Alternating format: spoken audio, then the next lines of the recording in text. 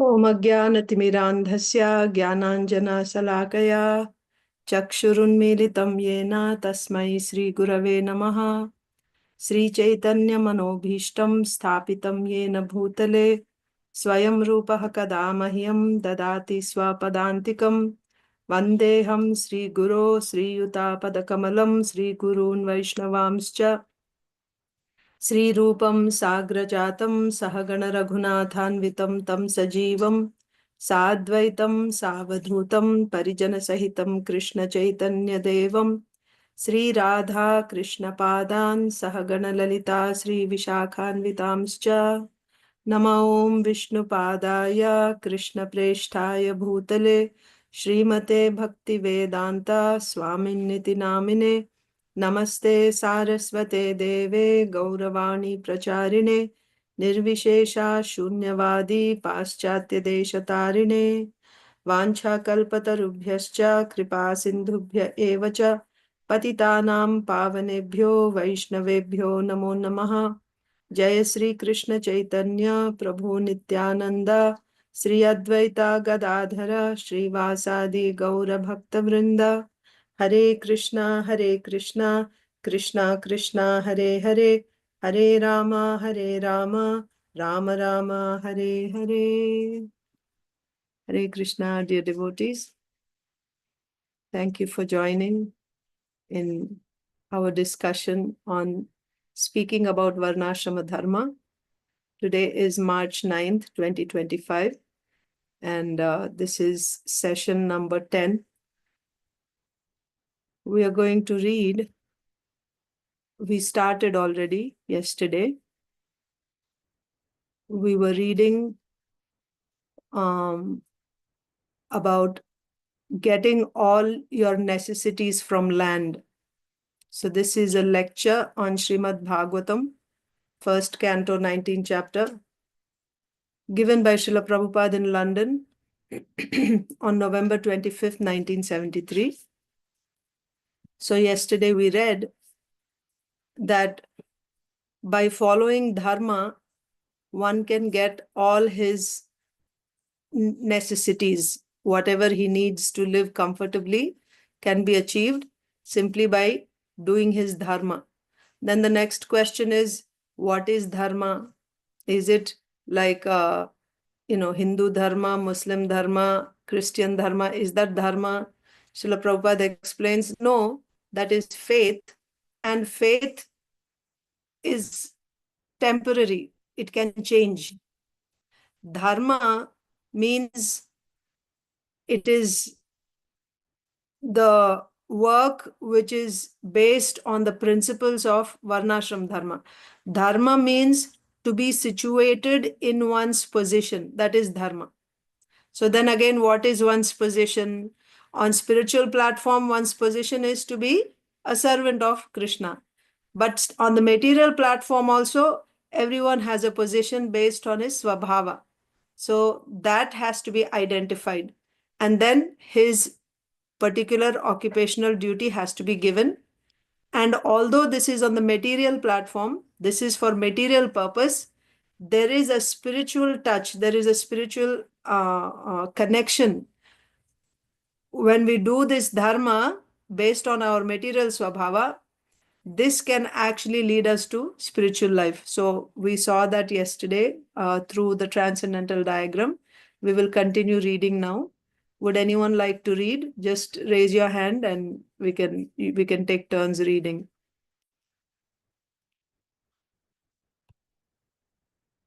Nobody wants to read?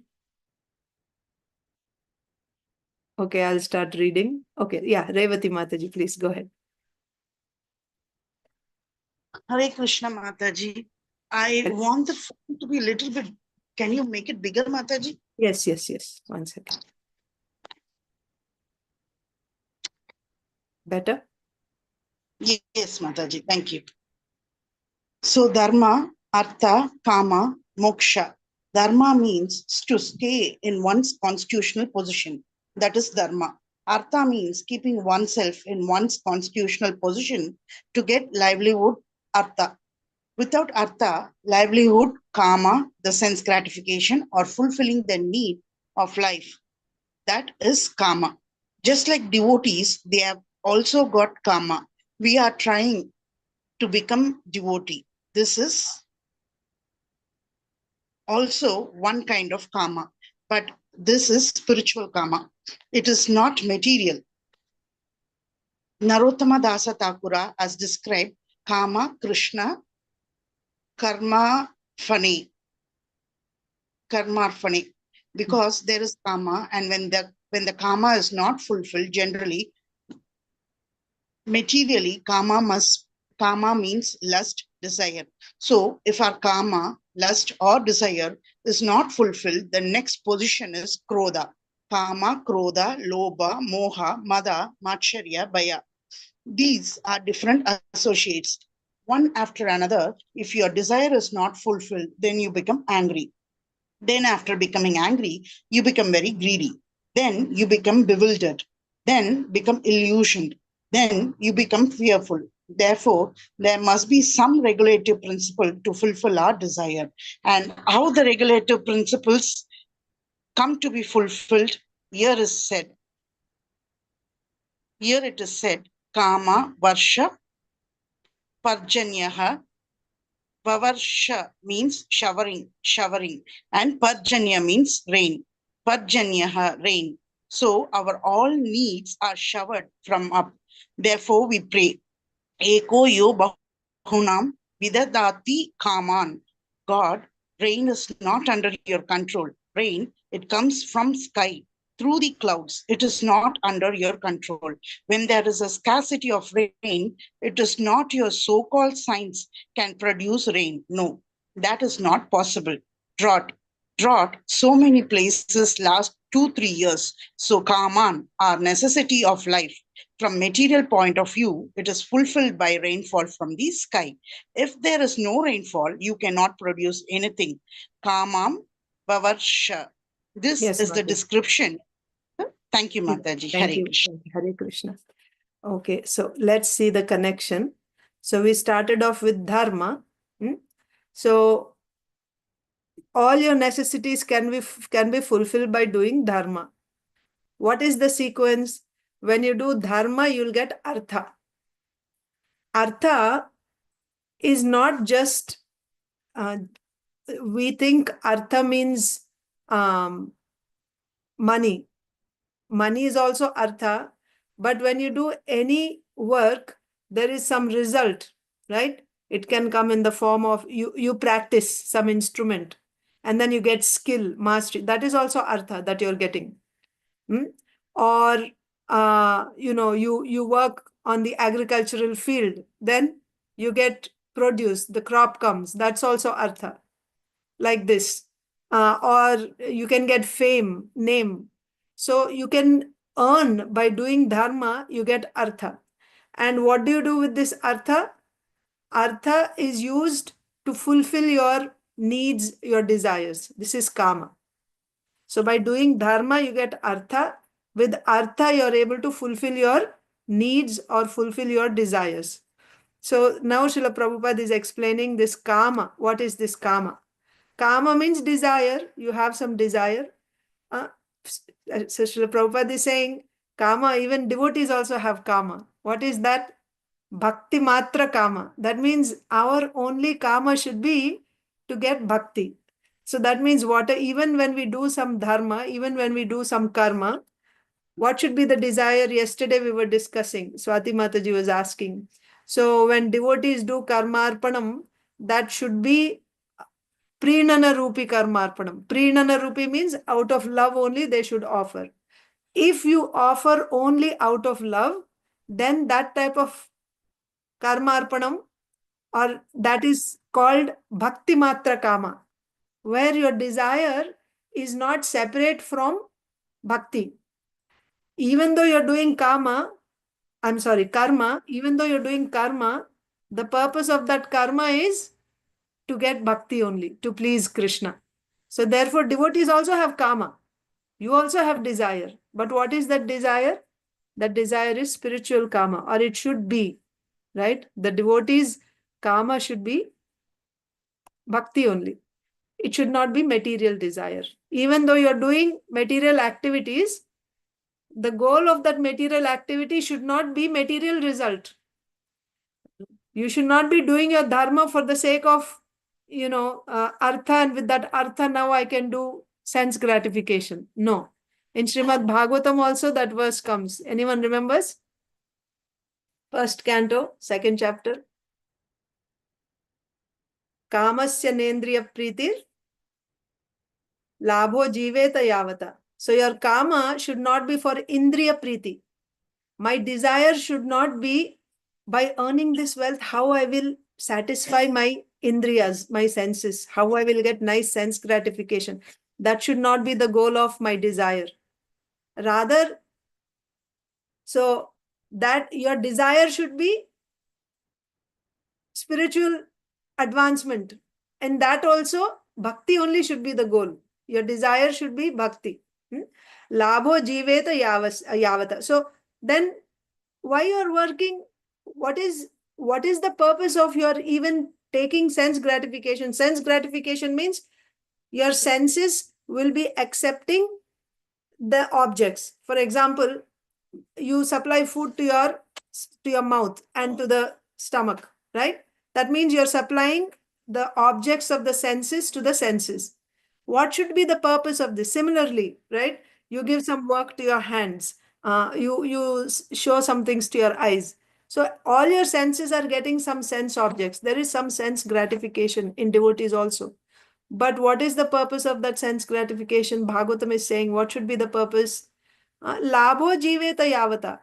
The only purpose should be to keep the body and soul together so that you will continue to live. That much sense gratification you can accept as a devotee, right? What should you accept? You do dharma, and then when you get that artha should not be used for sense gratification. And sense gratification also, it should not be simply for the pleasure, right? Kama say your desire should not be indriya priti.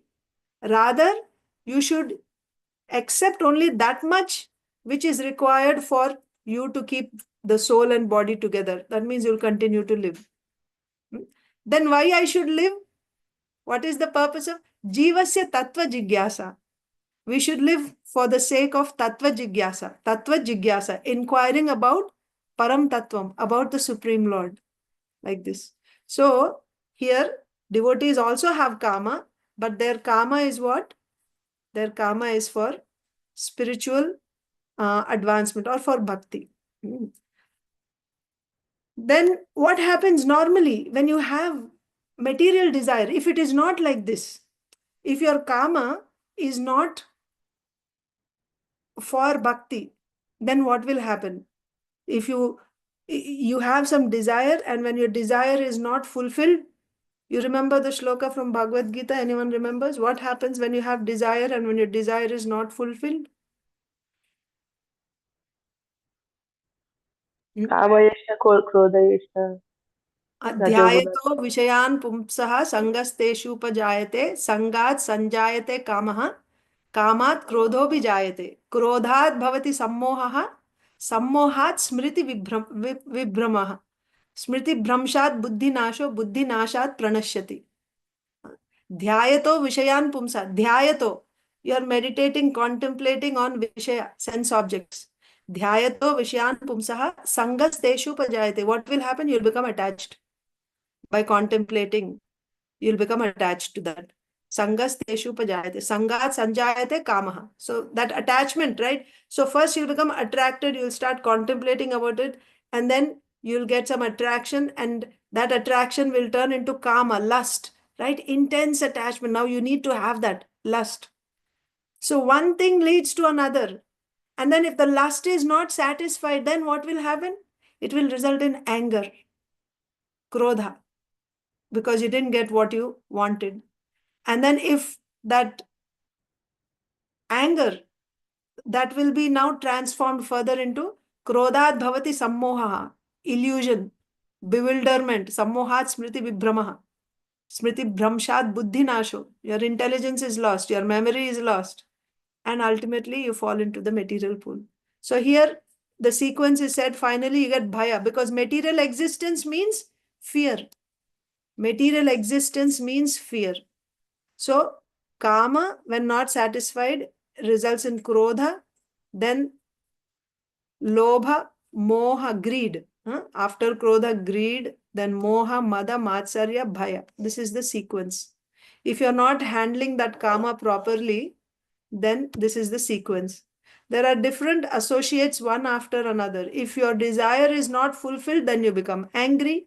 Then after becoming angry, you become very greedy. Then you become bewildered. Then you become illusioned. Then you become fearful. They just come together one after another. It's like a snowball effect. And after you, therefore, there must be some regulative principle. Again, we are coming back to dharma. If there is no regulative principle, how to control unlimited sense gratification, whatever desires I get, and you do whatever you want to fulfill those desires, then we will follow this path, kama, krodha, lobha, moha, mada, matsarya, bhaya. But if you have some check, some regulative principle, right, which checks you, you cannot go beyond this boundary, then that will save us from going down that path and falling down into the material pool. That is why dharma is important. There must be some regulative principle to fulfill our desire, and how the regulative principles come to be fulfilled. So, can you think of some analogy, some example in our day-to-day experience where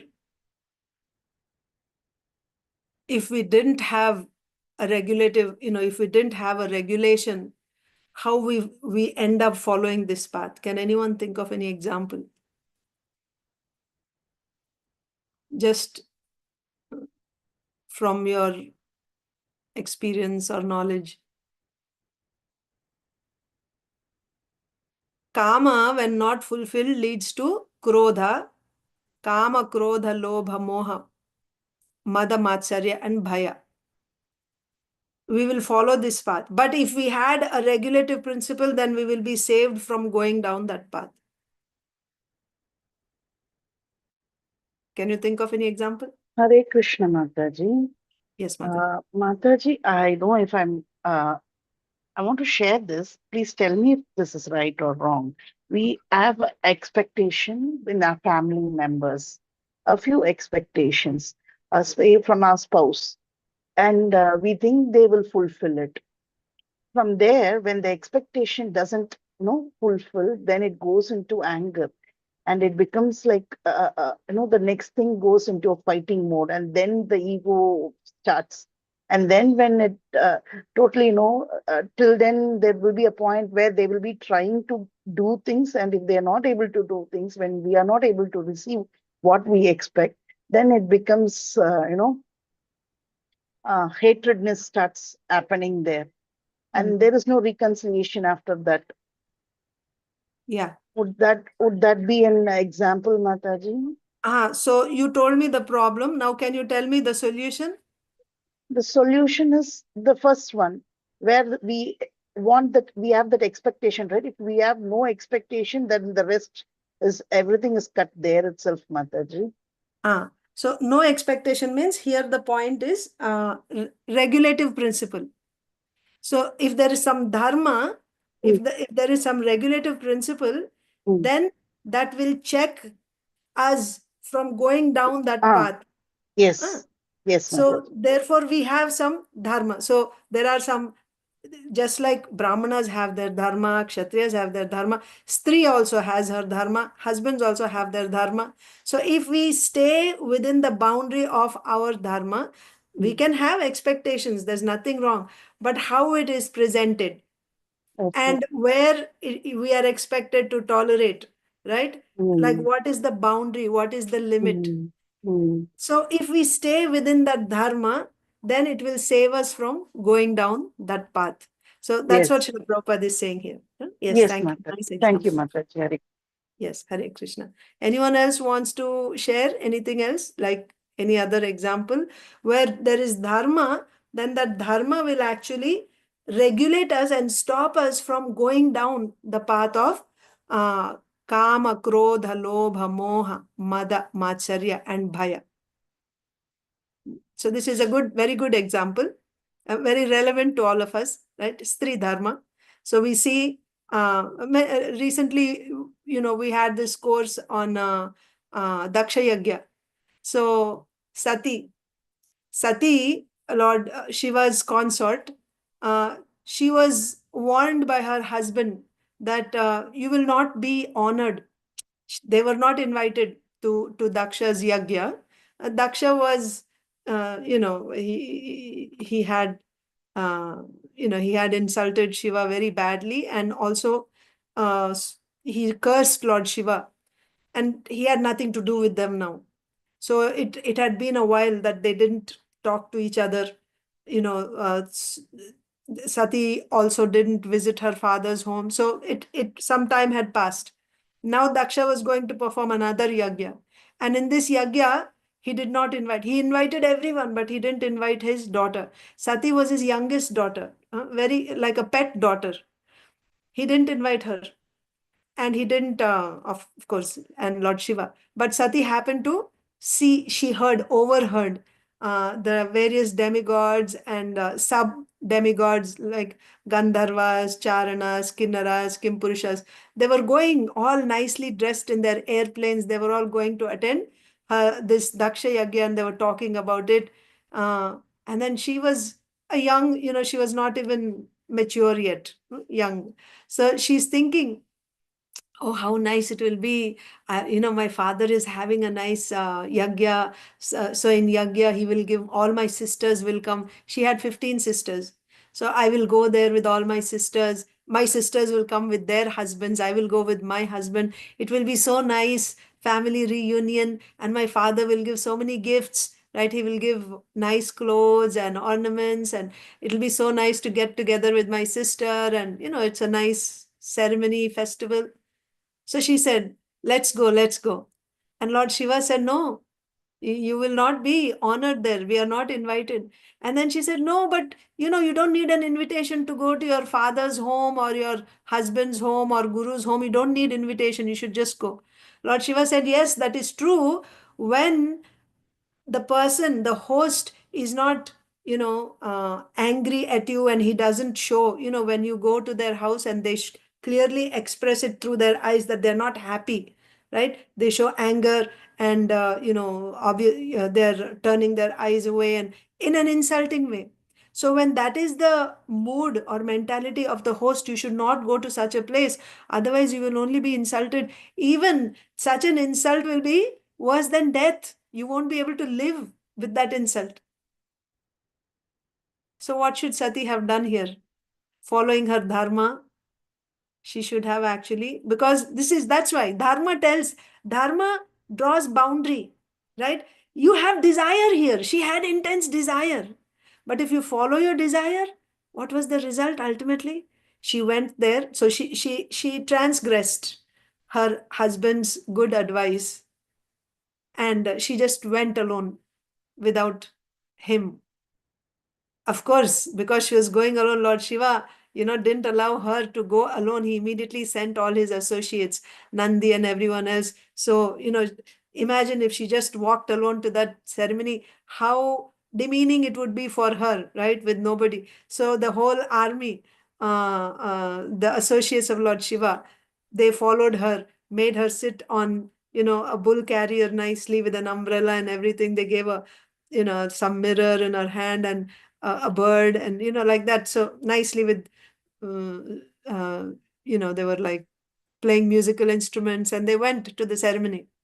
But as Lord Shiva had warned, she went there. Only her mother and her sisters were there to invite her. Everyone else was very they were afraid of Daksha. That's why they wouldn't greet her, they wouldn't talk to her. And Daksha, uh, she went with such expectation, because she thought, oh, he's my, I'm the darling, the pet daughter, the youngest daughter of my father. He will be so loving to me. But he wasn't even looking at her, completely, totally ignoring her. So that was too much for her to take. And then when she noticed there were no oblations, offerings kept for Lord Shiva. Lord Shiva was deprived of his share of that yajna. So she couldn't take that insult. I cannot live in this body which is given by my father, who is so offensive to Lord Shiva. So she gave up her body. If in the beginning, when her husband had warned her, if she had not crossed that line, if she had stayed within that boundary, right, then all this would not have happened. That's just one example. So like this, we'll see many examples. Other side also, where a woman actually stays within the boundary, and what is the result? We can take the example of Devahuti, Kardama Muni and Devahuti. Kardama Muni was uh, a yogi performing such severe austerities for hundreds and hundreds of years. And she was a princess. Devahuti was the daughter of Swayambhuva Manu. Swayambhuva Manu is the father of mankind. And being the daughter, being raised as a princess, living in palaces. Now she's in the forest in a small ashram. And her husband is always deep in meditation. So many years had passed. And, with no care, right? Her hair was, and she's engaged in serving her husband. She's also, she became so thin and lean, but she's stuck with her duty. Not that, oh, now I got married and my husband is not providing anything for me. No, she just stuck with her dharma. So temporarily, also we see in Bhagavad Gita, what happens when you stick to your dharma. In the 18th chapter, we will see that work which is done in the mode of goodness is like poison in the beginning, but it is nectar in the end. But work which is done in the mode of passion is like poison, is like nectar in the beginning, and it is poison in the end. But work which is done in the mode of ignorance is from beginning to end, it is complete delusion. So initially, so work in the mode of goodness is poison in the beginning. It is difficult, but still, because this is dharma, even though it is difficult, even though it is not very pleasing to my senses, if you hold on to that, the result is going to be nectar. So in Devahuti's case, she went through so much difficulty. Only one sari she had, and it was so dirty because there was no changing, right? Washing the same thing, it was completely faded. Her hair, her luster was all gone when she was married. When her parents brought her and she was married, she looked so pretty, so beautiful. Now she was just skin and bones. There was no flesh on her body, just skin and bones. And there was a thick layer of dirt accumulated on her skin. No oil, no combing her hair, right? That was her situation. But faithfully she served. And finally, her husband, he noticed, and then he asked her, you cooperated with me all these years in my dharma. I was performing my particular, as a yogi, he was doing his austerities. Dharma means here he's doing spiritual activity, right? Yogi means it's a spiritual activity. So you have cooperated with me. Now, as my wife, I will share all my spiritual results with you.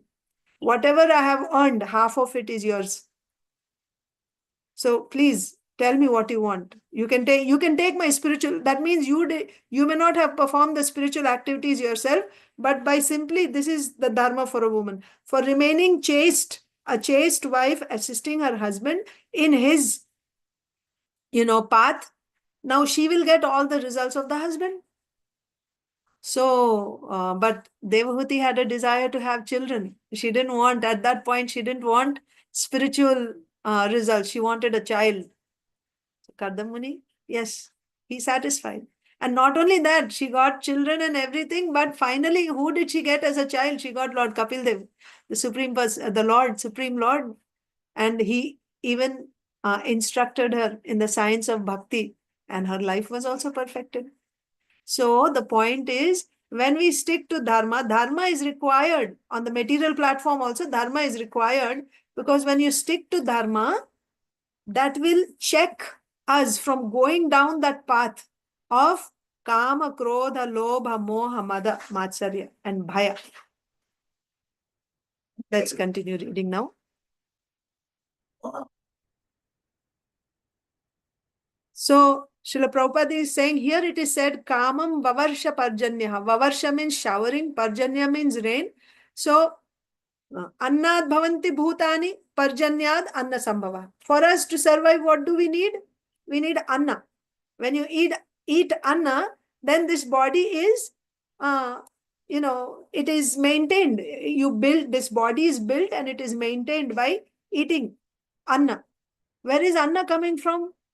Annad bhavanti bhutani parjanyad anna sambhava. Because of rain only Anna comes. We think food comes from the store.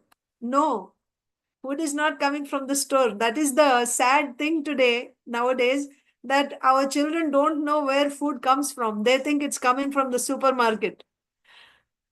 But food is coming, actually, it's coming from earth. But for the food to grow from earth, you need rain. Right? Food is not coming from, actually, the grains are coming from earth, but the living entities are coming from rain only. So, annad bhavanti bhutani parjanyad anna sambhava. By rain only, grains are forming. Parjanyad anna sambhava. Yagyad bhavati parjanya. Then how rain will come? Will rain come because of some man-made endeavors? Can you? No. When there is drought, when there is no rain, can the government do anything to stop the drought and make it rain? No. Yagyad bhavati parjanyaha. Rain comes because of yagya. When you perform yagya. Yagya karma samudbhavaha. What is yagya? How is yagya born? When you do your karma. Karma means dharma. So this whole thing is actually, it is a system. This is a system when human beings perform their dharma. And what is your dharma? How you will know? You will know your dharma when it is assigned to you based on your swabhava. Based on your swabhava, the superiors, means the guru will assign, this is your dharma. And now you have to work according to dharma. If everyone perform their dharma like this, naturally, the demigods will supply rains, because when they are doing dharma, that is yagya, by this yagya, the demigods are getting their food. They're getting their share. Being satisfied with that, now they will send rains. And when rains are sent, now we will get our food. Krishna says this in Bhagavad Gita, 3rd chapter, isn't it? Sahayagya prajasrishtva puro vacha prajapatihi anena prasayishyadvam yena kamaduk. That means at the beginning of creation, the Lord has sent both men and demigods, and also he has sent this yagya. By the performance of this yagya, both men and demigods will be happy. The demigods will send all the needs that we need. Man performs yagya, and being satisfied with that, the demigods will send whatever we need. This is the system created. And one who does not follow this system, then he will have to suffer. He will not be able to get his needs. So that's why Vavarsha means raining. And the rains are coming from where? They're coming from sky. Right? Kamam. Our necessities of life from material point of view, it is fulfilled by rainfall from sky. If there is no rainfall, you cannot produce anything. Kamam Vavarsha. Okay, who will read the next? Anyone wants to read?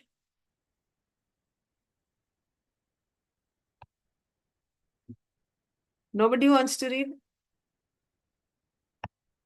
Okay. Just raise your hand if you want to read. Otherwise, I'll just continue reading. Okay, I'll just read now. And yeah, yes, Mataji, go ahead. Revati Mataji. Hare Krishna Mataji. This is the description during the reign of Maharaja Yudhisthira. Maharaja Yudhisthira was the king of this earth, and he was so pious that on account of his pity, Krishna supplied everything sumptuously. Now, have you ever experienced? Now, here it is stated, Stishi Chuhu Na Varjan Gavaha. Now we are anchoring after milk, but in those days, during Maharaja Yudhishthira's time, milk was so sufficiently produced that Before milking the cow, it supplied milk so sufficiently that the what is called grazing ground, pasteurizing ground, they become muddy. They become muddy with milk. Now, with the scarcity of grain, the earth also does not become muddy. It becomes dry earth. But in those days, with milk, it was muddy. Just imagine how much milk was and how it is possible. Sisi- Sisishu sma vrajan gavaha paya sod- sodhaswatir muda. The milk bag was so fatty and full with milk. Why? Muda. They were all so happy. They were so happy. So if you keep the cows happy, then the cow will supply large quantity of milk. If the cow knows that you are going to kill it, she is always afraid, always fearful. Oh, this man will kill me. They can understand. I have seen in New Vrindavan, one cow, she was crying because her calf was taken away. So she was feeling so sorry. Now in our New Vrindavan, we see how the cows are happy, how they are dealing. They are not afraid. This is our duty, to keep the cows happy. Just like I want to see my wife and children happy, similarly, it is the duty of the human society to see that the cows feeling very happy. This is human civilization. Otherwise, it is tiger civilization, meat eaters. Meat is not eaten by human being. It is eaten by the dogs, by the tigers, by the animals.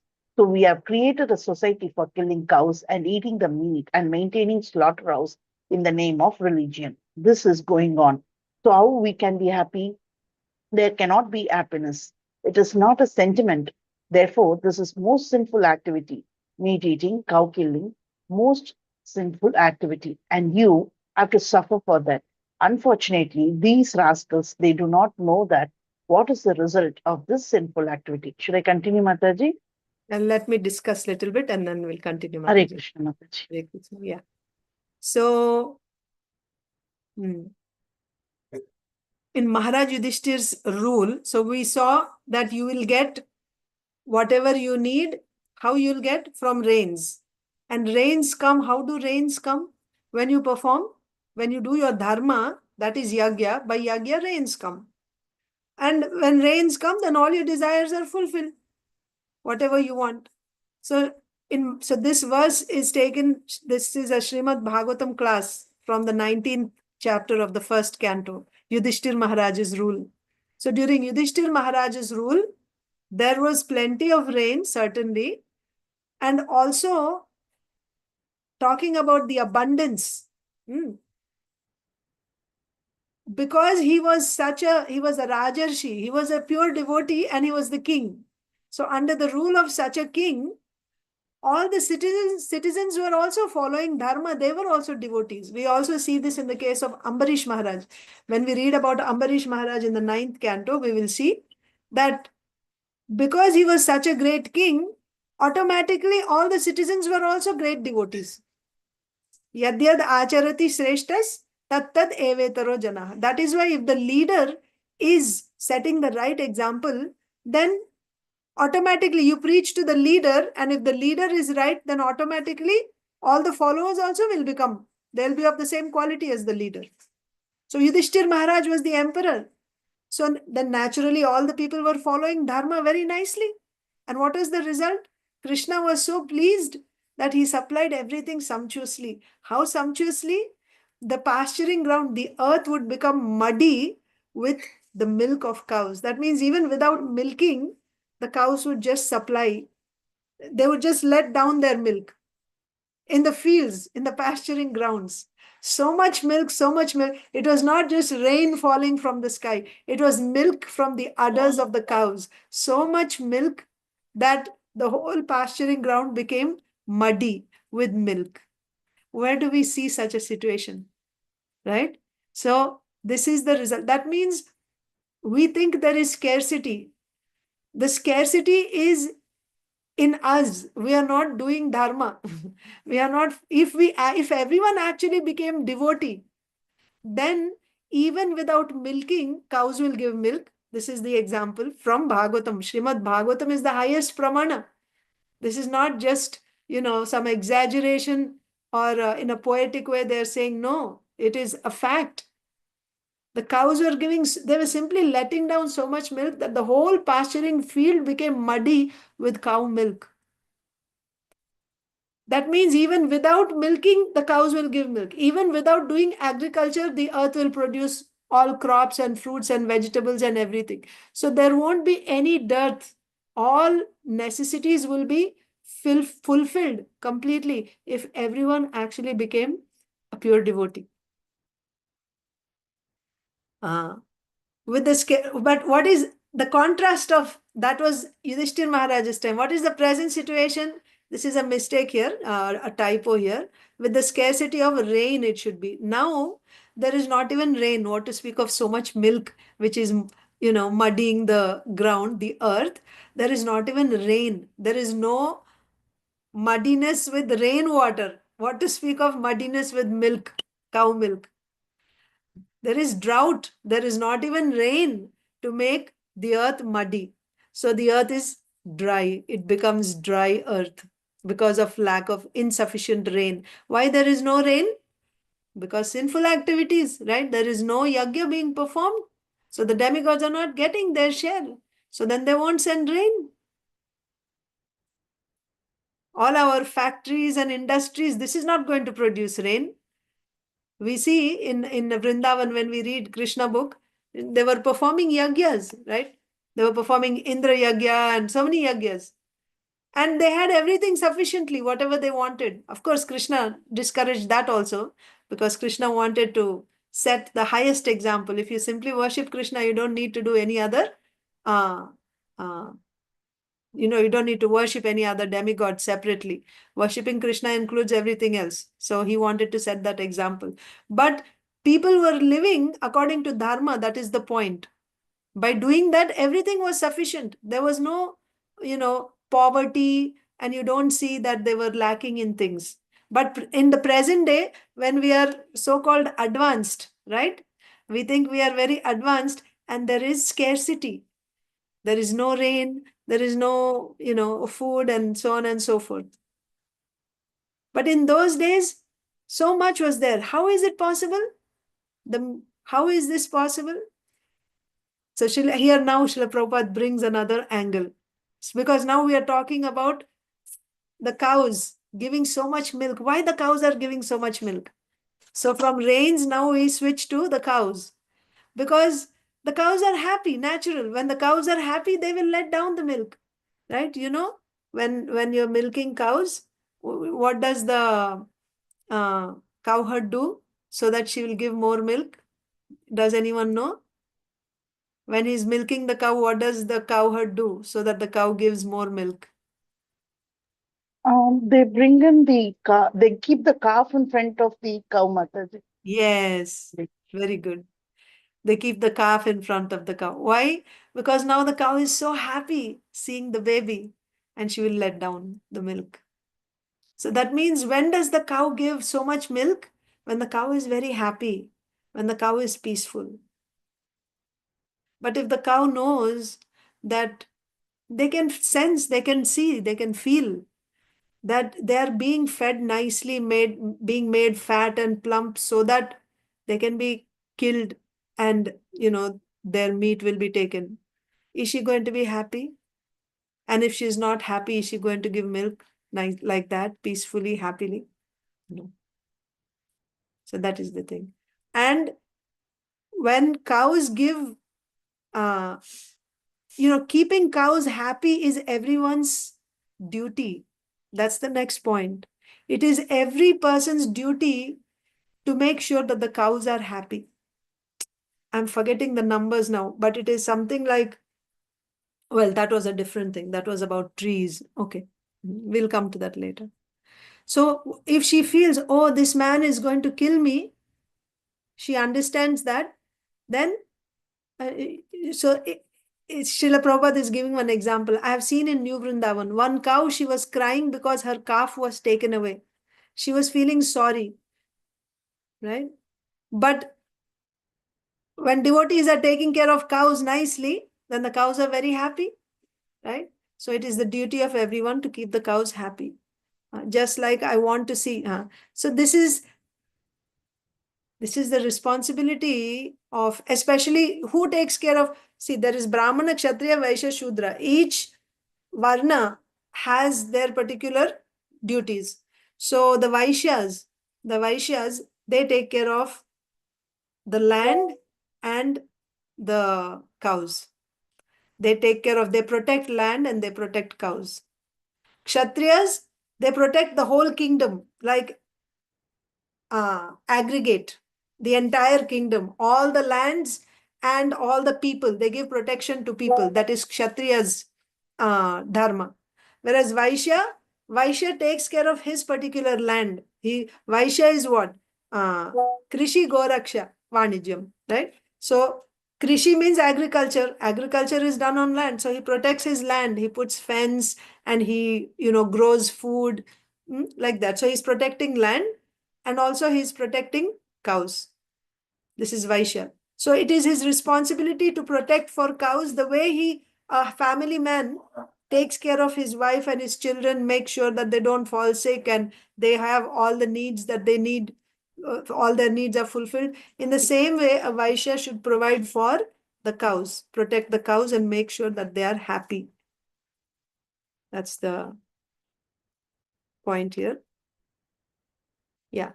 Just like I want to see my wife and children happy, similarly, it is the duty of the human society to see that the cows are feeling very happy. This is human civilization. Otherwise, it is tiger civilization, meat eaters. Yes. So meat eating is tiger civilization. It is not human civilization. If you see, our teeth are not made in a way, and our digestive system, it is not made for eating meat. Our digestive system is not made for eating meat. It is made for eating vegetables, fruits, grains.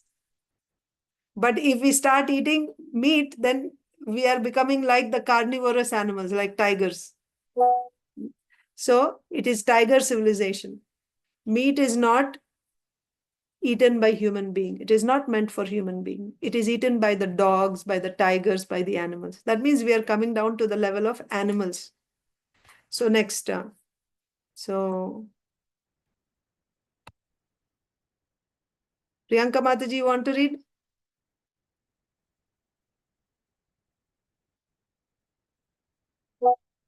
Okay, I'll just read now. So we have created a society for killing cows and eating the meat and maintaining slaughterhouse in the name of religion. We have created a society for killing. Not that one person is killing a cow. We have made an organized system. We have made a system, an organized system, a society for killing cows and eating the meat of cows, maintaining slaughterhouses in the name of religion. Can you imagine? And all this is being done. It's not being condemned. It is being done in the name of religion. In religious places of worship, they serve out cow meat. Whereas what is dharma? Cows have to be protected the way you protect your family members. This is dharma. This is mode of ignorance. Mode of ignorance means doing that which is adharma in the name of dharma. You accept adharma to be dharma. This is mode of ignorance. Then naturally the consequences also. What is the symptom of work in the mode of ignorance? From beginning to end, it is delusion only. You cannot expect any happiness in that type of work. It is only suffering from beginning to end if you are doing work in the mode of ignorance. So we have created a society for killing cows and eating the meat and maintaining slaughterhouse in the name of religion. This is going on. So how we can be happy? Happiness is a sign of the mode of goodness. Happiness and knowledge are the symptoms of the mode of goodness. If you're working and living in the mode of ignorance, how can you expect to be happy? There cannot be happiness. It is not a sentiment. Therefore, this is most sinful activity, meat eating, cow killing, most sinful activity. And you have to suffer for that. And this is just now, not just in this life. Whatever little bit of suffering we are getting now, that's not all. We read in Srimad Bhagavatam in the 5th canto, when we are reading about the hellish planets, that when a cow is killed, you will have to suffer for as many lifetimes as there are hairs in hell. In hell, for that many years, I think, in hell you have to suffer as many hairs there are on the body of the cow.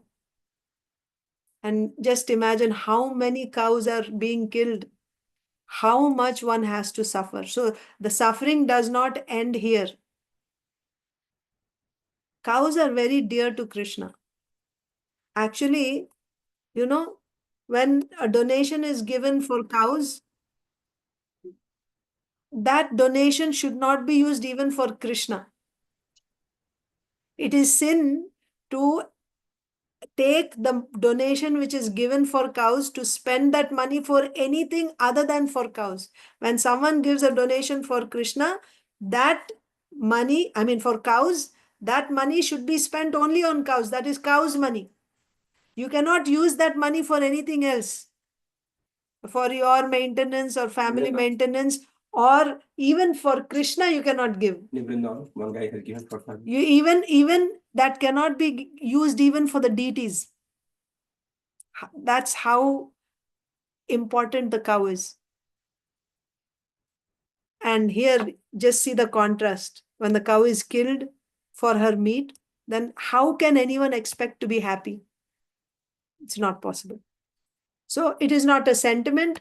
Therefore, this is most sinful activity, meat eating, cow killing, most sinful activity. And you have to suffer for that. Unfortunately, these rascals, they do not know what is the result of this sinful activity. Yeah, ignorance is the problem. They don't even have knowledge. That is why this education awareness is very important. We don't even know that this is not to be done. They don't have that awareness. So first that awareness has to be given, isn't it? They don't know the result of this sinful activity and blindly they're just eating, killing, and they're going to suffer. They think the life will go on and there is no more life. After finishing of this body, everything will be finished. We saw this in the previous chapter when Srila Prabhupada met with Professor Kotovsky in Moscow, right? So his idea was there is no life after death. After this life is finished, everything is finished. So then you're not accountable. You'll continue with all your whatever you do, no problem, because there is no accountability. After finishing of this body, everything will be finished. Atheistic theory. Bhasmi bhutasya dehasya kutah punar agamano bhavet. Charvaka Muni, an atheistic philosopher. If you have no money, then beg, borrow, or steal, but in some way secure ghee and enjoy life. So, this is not just this atheistic philosophy, is not just a modern philosophy. This was there back then also. Charvaka Muni this is atheism. There is no accountability. कल किसने देखा है, right? What will happen tomorrow? There's no life after this life. It's fine. Enjoy life now. Even if you have to borrow or beg or steal, just somehow or other secure money, you buy ghee, and with ghee you make nice sweets and sweetmeats and you enjoy. That's all. This is atheistic philosophy. Similar to what there is after this life, nothing is there. So just do whatever you want. Oh, who is coming? Who has seen? But that they do not know. Rascals, we get information from Krishna. Tatha dehantara prapti. Oh, you have to accept another body after finishing this body. But they are not responsible. They are so irresponsible. They do not care for the next life, the result of pious and sinful activities. So, okay. Anyone wants to read? We have like some more time. Swati Mataji. Yes, Yes, Mataji. Mataji. So- Continue, Mataji, after what I will do. What did you say, Mataji? Shall I read, Mataji? Yes, go ahead. 1 minute, give me.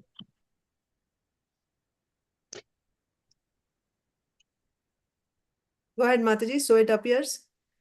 So it appears that how much strictly the cow protection was there, so that Gava, Payo, Swatir Muda. Muda, they were, you will be you you will you will you will see Krishna. He is always with cause, and how the cause look very happy with Krishna. And Krishna is personally teaching how to protect cause. He became a covered boy. He he was king's son, Maharaja Nanda, but his business was to take the cows and the calves daily to the pasturing ground. And it was very supportive engagement with the covered boy. Covered boy. The cows were grazing, and the boys they took their meals in a pot, tiffin carrier, not tiffin carrier in those days. Some ways are there, and they used to eat them, dis, dis, distribute among the friends. Sometimes a tiffin carrier was stolen by one boy, and he was searching, and then it was so just like the boys do.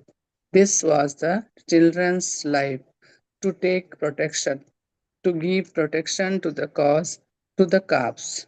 The small children up to 6 years, 7 years old, they used to take care of the calves, and the elderly man, they used to take they used to take care of the or elderly boys. They used to take care of the grown up cows, so the cows were fed very nicely.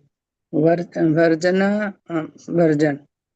Therefore, Vardhavana is called Brajabhumi. Where there are many cows, it is called Gokula. Gokula so means cows, and Kula means on the hill. On Group. Kula means group. group, sorry. Gokula, Govardhana hill, because the cows were grazing on the hill, and the profuse grass was being grown, and they are enjoying. So there should be arrangement, just like here we see. There are so many open fields, and the cows are grazing, but they cannot be happy because they know that they are simply raised for being killed. They cannot be happy. Hare Yes, Krishna, Maharaj. madam. Thank Sorry, you. madam. Hare Krishna. Yes. So now, so cows have to be kept happy. So Krishna is setting the example himself. Hmm? Krishna loves cows. There are 7 mothers. One of the mothers is our cow. Hmm? So it appears how much strictly cow protection was there. So that the gavaha means the cows. So now Prabhupada is giving example of Krishna. He's always with cows. How the cows look very happy with Krishna. So keeping cows happy is everyone's responsibility. And you will see the cows that are with Krishna, they're always so happy. Krishna, personally, he's teaching us how to protect cows, how to keep them happy. He became a cowherd boy, and his business was to take the cows and calves to the pasturing ground every day, along with other boys. So when they were young, they would take the calves, the small babies. And then when they would grow up, a little older boys, they would take care of the cows. Take care means they would take them to the pasturing grounds. And in the pasturing grounds, the cows are happily grazing, and the boys, they have a picnic every day. They take their lunch, and then they play different games. And then when they get hungry in the afternoon, they will eat. And then in the evening, again playing, they come back with the cows. Take them to different places to eat grass. This is their activity, fun activity. So life is meant to be like that. But now what do we do? Just, it's like work, work, work, work, work. Forget about, playing and all that. So, yeah, just like the boys do. This was the children's life to take protection, to give protection to the cows. So children are protected by the elders, and children are protecting the calves. And the older boys, they protect cows. Therefore, Vrindavan is called Vrajabhumi, where there are many cows, right? Gokula, Goloka, Govardhan. Go means cows. So that is our culture, especially devotees of Krishna. We must protect cows. Everyone should protect cows, but devotees should set example themselves, because the cows were grazing on the hill and profuse grass was being grown. They are enjoying. So there should be arrangement for enough grass for the cows. There should be open fields for them where they can go and eat plenty of grass. But even though here, talking about the Western world, there are, open fields and there is grass, but the whole idea of feeding them is to kill them. So that is why even though they have these fields, they are not happy. They cannot be happy because they know that they are being raised simply to be killed. That's why they are not happy. Okay. So next, anyone wants to read the next one?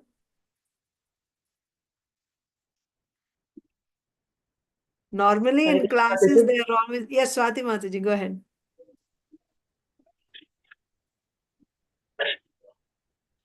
So our Krishna conscious movement is not sentimental movement. Can you hear Mataji? Yeah, start from there. Yeah, correct. So our Krishna conscious movement is not a sentimental movement. It takes care of all round social organization. It is not something like religious sentiment. Everything should be taken care of. Therefore, we say cow protection. Cow protection. Here it is said, kamam vavascha Parjanya. Parjanya Sarva Kama Dhuka Mahi. Mahi means land, Bhumi. Agdir Mahi Gaganam Ambu Marud Dishashta. Mahi, this is Mahi. In another Brahma Samhita 5.51 it is said Mahi. Agnir Mahi Gaganambu Marudishashta Kalas Tatatma Manasiti Jagatrayani Yasmad Bhavanti Vibhavanti Vishanti Yamcha Govindamadi Purusham Tamaham Bhajami. The three worlds are composed of 9 elements. For example, fire, earth, ether, water, air, direction, time, soul, and mind. I adore the primal Lord Govinda, from whom they originate, in whom they exist, and into whom they enter at the time of the universal cataclysm. This Mahi word is used here, there in Vedas. Brahma Samhita, what is that Mahi? Agni Mahi. You require fire, you require land, you require sky. Agni Mahi Gaganam Ambu. You require water. Agni Mahi Gaganam Ambu Marut. You require air, you require space. These are requirements. Agni Mahi Gaganambu Marut Dishasta Kalas Tatatma. Atma means this body. Atma means the mind, and the Atma means the soul. So in the Brahma Samhita, you see Agni Mahi Gaganambu Marutishasta Kalas Tatatma Manusiti Jagatrayani Yasmad Bhavanti. These all things, where from they are coming, they don't know.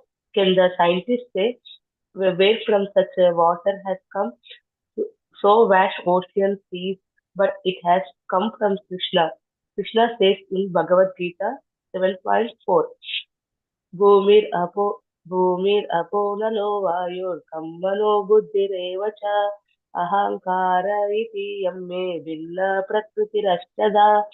Earth, water, fire, air, ether, mind, intelligence, and false ego.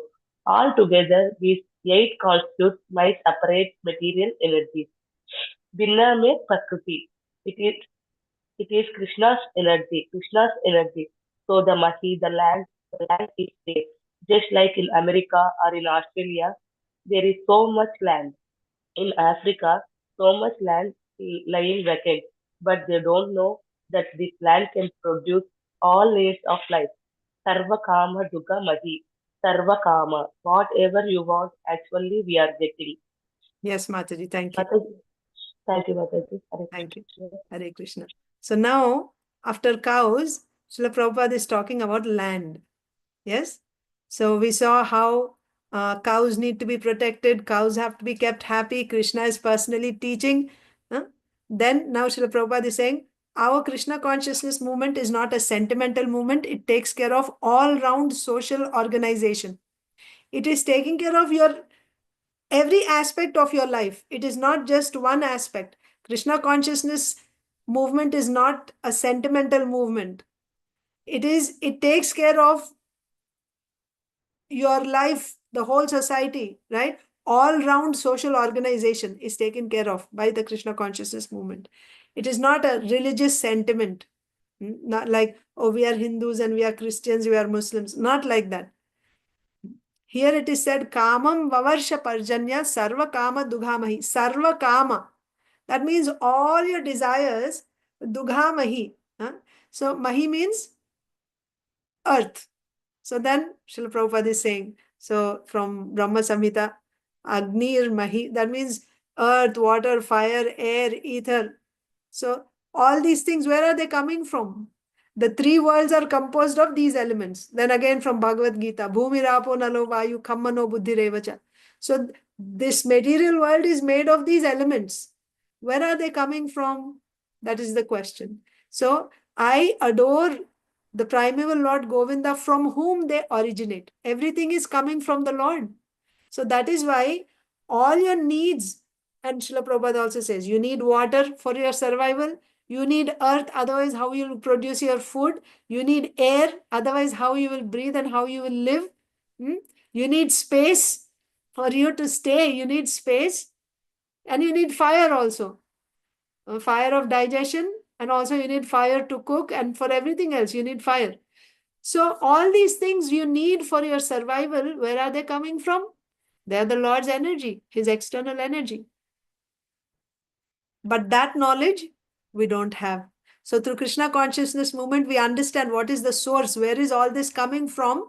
So you worship the Lord from whom everything is coming. Then when he is satisfied, you get everything that you need. Dharma is also coming from him. Dharmam tu sakshat bhagavat pranitam. You follow his instructions. By following his instructions, you will get everything that you need for living peacefully.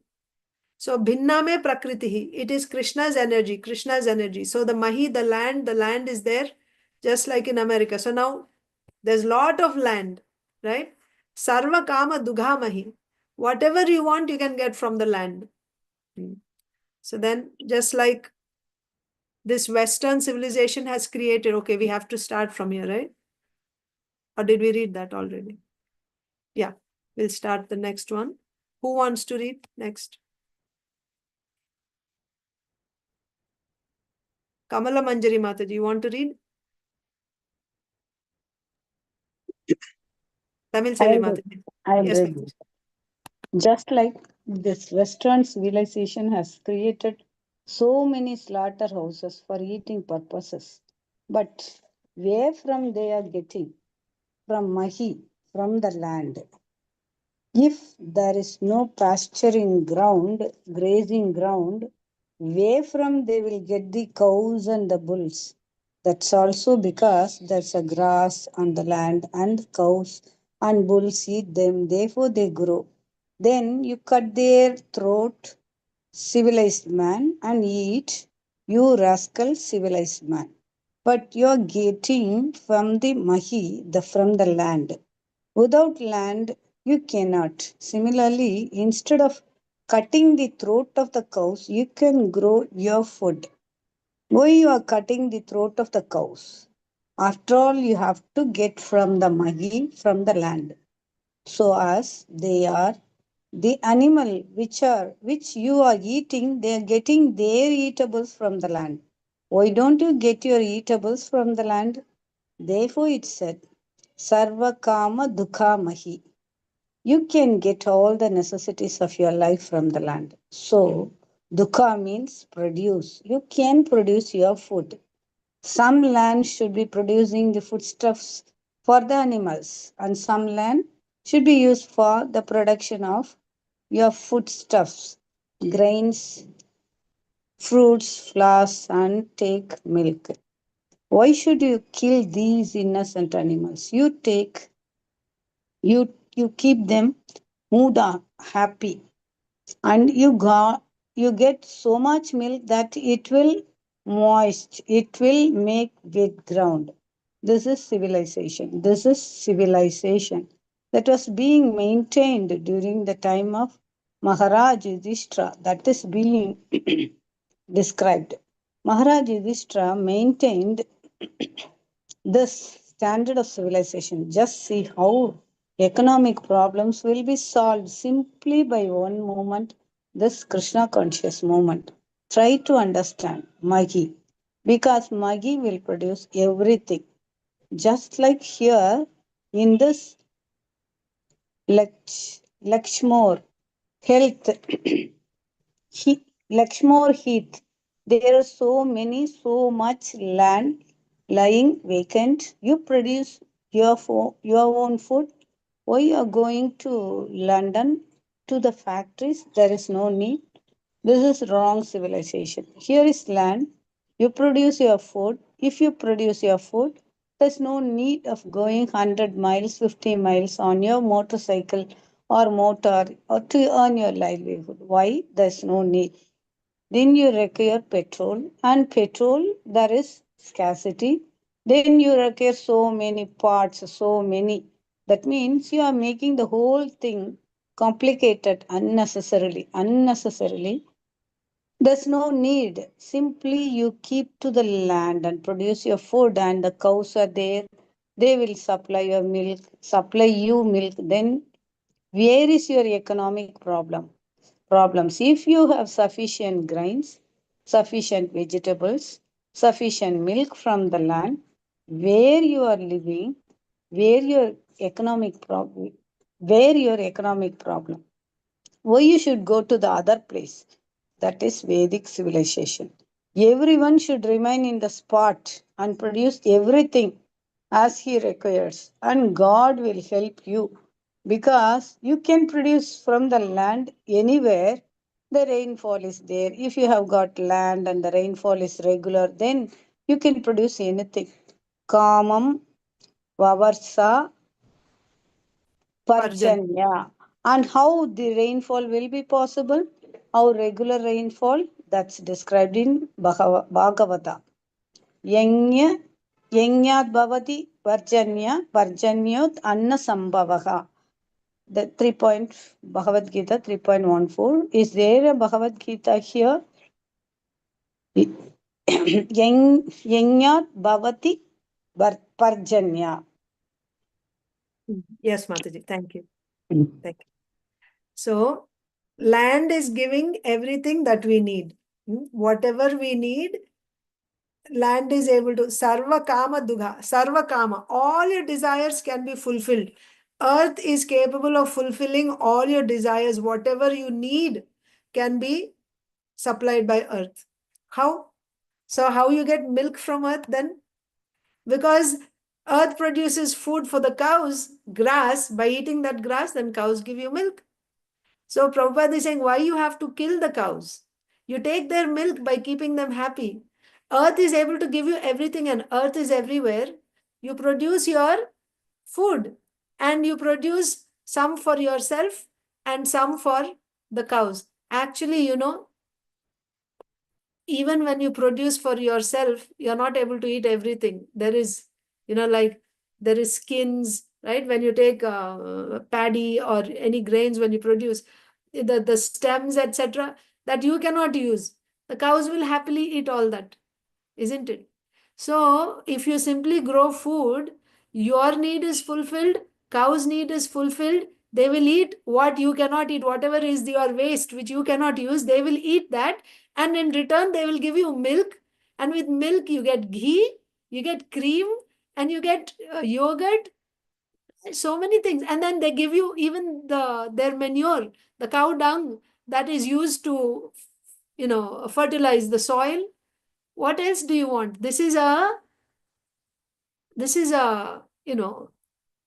This is a closed system. That means it goes, what's the word there? It's like a cycle, right? Whatever is left by the cows is used on the land, and whatever is left on the land after you take, that is used by the cows. And in this way, this can go on eternally. But what we are doing now is, uh, we have opened this industries and factories and technology. So for that, now we need to get petrol or gas, oil from the earth. From oil, can you produce further oil? No.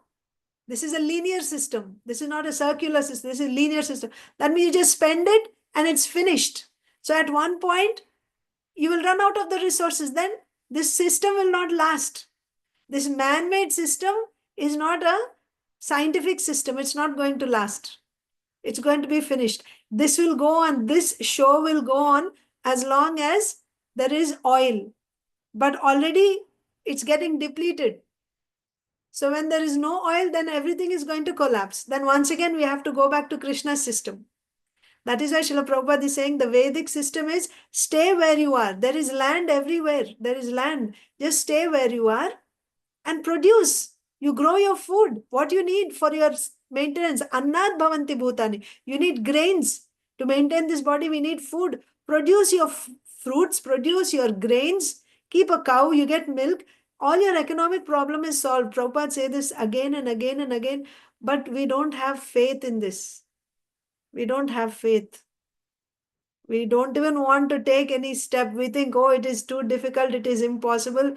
I cannot do that. This is easy life. Let me live this life. But then somehow or other, you may continue in this life, but the next generation, what will happen? You're not leaving anything for them, right? You have to leave something for the, whereas our predecessors, what did they do? They would plant all these trees, big trees. They may not be able to get the fruits themselves, but they plant it for the future generations. Let them. This is Vedic culture. So if you have a system which will continue even for the next generation, then devotees also, especially for devotees, we need this. Of course, Krishna consciousness is meant for everyone, but the devotees are the ones who are supposed to set example. But we don't have faith. We are happy just living in cities, right? And we travel, what to speak of, in motor cars going to cities. We go across the ocean to different countries also for our livelihood. But actually, Srila Prabhupada is saying, Vedic system means stay where you are, because the land is able to fulfill all your desires. Whatever you want comes from the land. Don't kill the cow. Because that also, you kill the cow and you eat meat once and it's finished. But if you feed the cow grass, you keep getting milk for a longer time, which is more intelligence. So that is why Srila Prabhupada is saying no. So would you like to add any points? Anyone wants to share your thoughts on this? Please go ahead.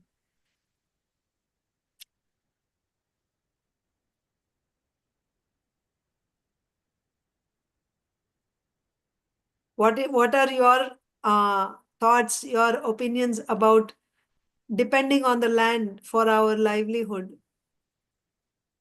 Is it practical or not? What do you think?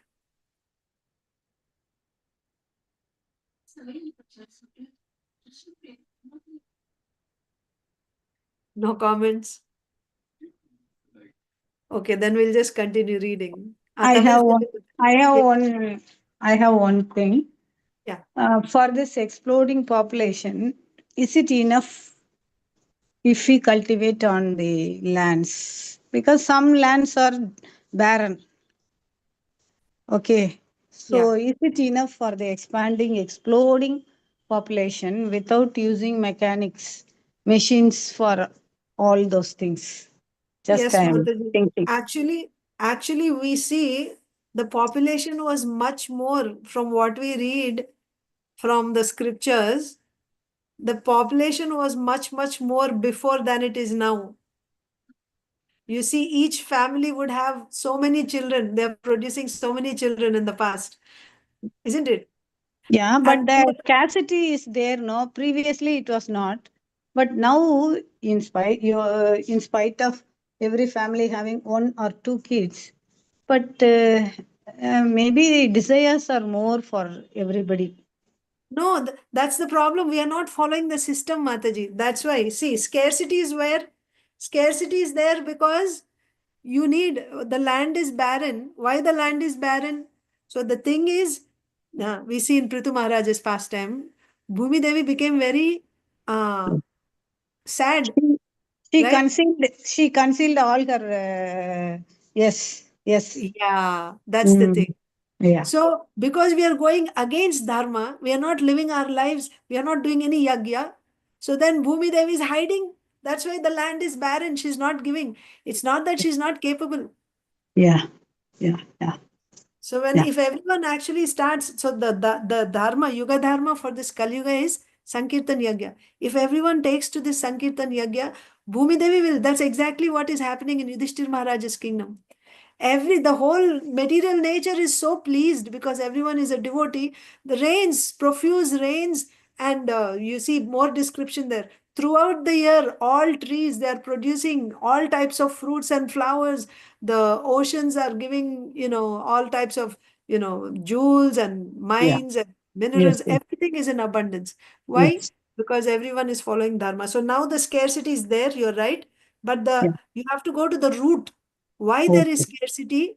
So externally, if we try to, like this family planning and we will have only one or two kids, but that didn't solve the problem of scarcity. The scarcity Yes, is still there.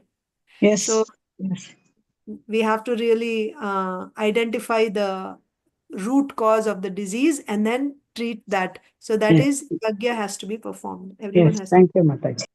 Thank you. Very nice, Tamil Selvi Mataji. Anyone else wants to add any other point? Maybe we'll just read a little bit more if you don't have anything to discuss, and then we'll end. We have like a couple of minutes left. Yeah, we won't be able to finish it this weekend. Next Saturday, we will read the remaining part. I'll just read a little bit. Just like this, Western civilization has created so many slaughterhouses for eating purposes, but where from they are getting? From mahi, from the land. If there is no pasturing ground, grazing ground, where from they will get the cows and the bulls? So we read all this, right? We read all this. So Vedic civilization is everyone should remain in the spot and produce everything as he requires, and God will help you because you can produce from the land anywhere, right? It's not that you have to go to this country or that country. Whichever country you're in, stay there and grow on land. You live on land and you produce on land. Rainfall is there. Rainfall will come when you perform yajna. You do. Rainfall will come. If you have got land and rainfall is regular, then you can produce anything. Kamam vavarsha parjanyaha. Like that. So we can stop here today and we will continue next Saturday from page 54. Before we wind up, does anyone have any final thoughts or comments, questions? Okay. So we will end here. Thank you all so much for joining this morning. Next Saturday, again, we will have speaking on Varnashrama. Thank you. Vanchakalpyascha kripa sindhu bevacha patitanam pavanebhyo vaishnavebhyo namo namaha. Thank you. Hare Krishna Krishna. Mataji, Hare Krishna. Thank you, Hare Mataji. Krishna. Thank you. Hare